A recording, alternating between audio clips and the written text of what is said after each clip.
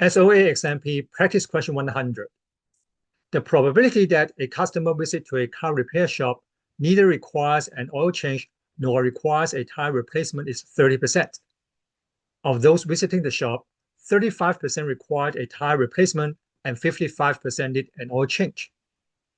Calculate the probability that a visit to the car repair shop results in both an oil change and a tire replacement. Let's take a look at the solution. Define the event. Let A be the event that the visit requires an oil change, and let B be the event that the visit requires a tire replacement. We are given that the visit neither requires an oil change nor requires a tire replacement is 30%.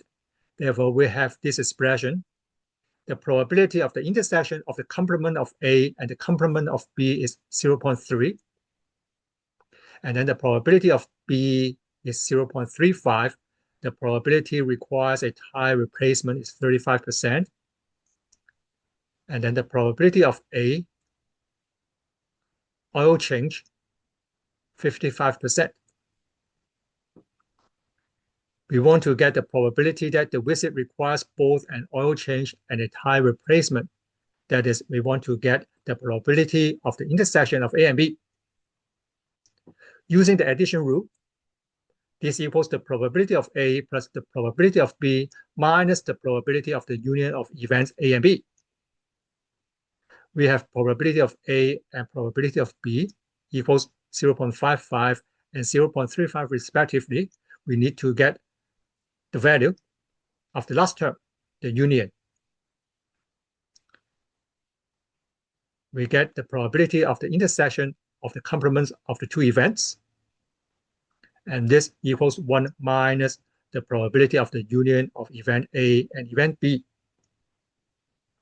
And then we get this probability.